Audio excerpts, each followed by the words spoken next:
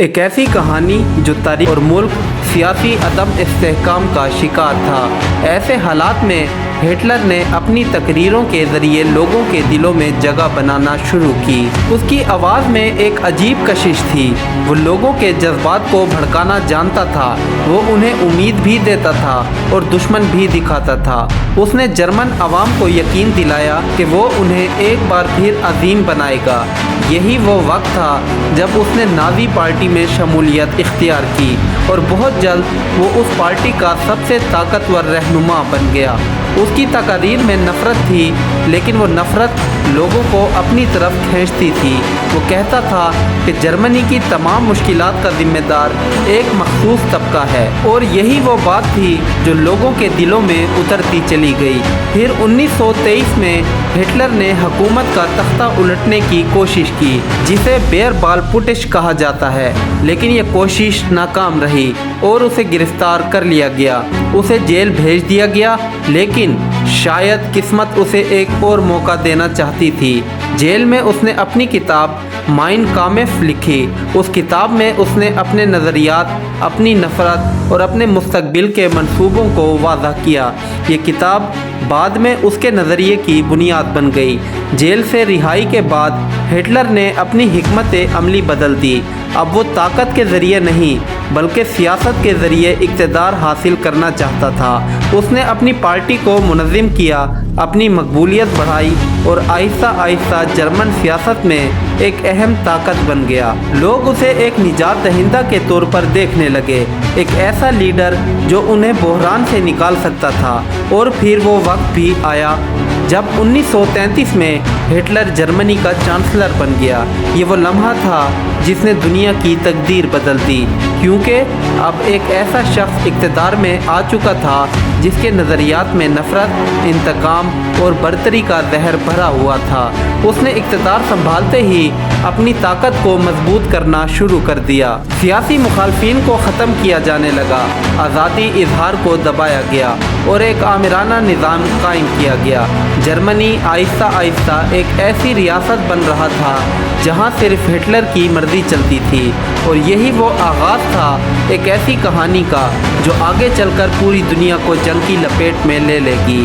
ایک ایسی جنگ جسے دنیا آج دوسری عالمی جنگ کا نام سے جانتی ہے، لیکن اس جنگ کی اصل کہانی ابھی باقی ہے، کیونکہ ہٹلر کا عروج ابھی اپنے عروج پر پہنچنا باقی تھا اور دنیا کو ابھی اس کے اصل چہرے سے مکمل طور پر آشنا ہونا تھا۔ ایک ایسی کہانی جو اب اپنے سب سے خطرناک موڑ کی طرف بڑھ رہی تھی، کیونکہ ایڈولف ہٹلر اب صرف ایک لیڈر نہیں رہا تھا بلکہ جرمنی کا مطلق العنان حکمران بن چکا تھا۔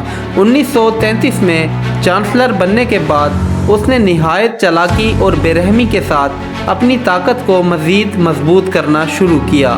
سب سے پہلے اس نے جرمنی کے آئین کو اپنے حق میں موڑ لیا۔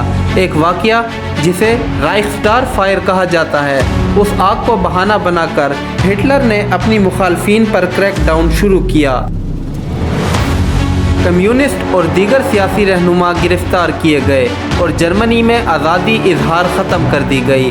پھر اس نے اینے بلینک ایکٹ پاس کروایا، جس کے بعد پارلیمنٹ کی طاقت ختم ہو گئی اور ہٹلر کو مکمل اختیار حاصل ہو گئے۔ اب جرمنی میں صرف ایک ہی آواز تھی اور وہ تھی ہٹلر کی آواز۔ ہٹلر نے اپنی حکومت کو مضبوط کرنے کے لیے ایک اور اہم قدم اٹھایا۔ اس نے گسٹاپو نامی خفیہ پولیس قائم کی۔ یہ پولیس عام شہریوں کی نگرانی کرتی تھی۔ جو بھی ہٹلر کے خلاف بولتا وہ غائب کر دیا جاتا۔ لوگ خوف میں زندگی گزارنے لگے۔ ہر طرف خاموشی تھی، لیکن اس خاموشی کے پیچھے ایک شدید خوف چھپا ہوا تھا۔ دوسری طرف ہٹلر نے اپنی فوج کو بھی مضبوط کرنا شروع کیا۔ حالانکہ پہلی عالمی جنگ کے بعد جرمنی کو فوج بڑھانے کی اجازت نہیں تھی، لیکن ہٹلر نے خفیہ طور پر اپنی فوجی طاقت میں اضافہ کیا۔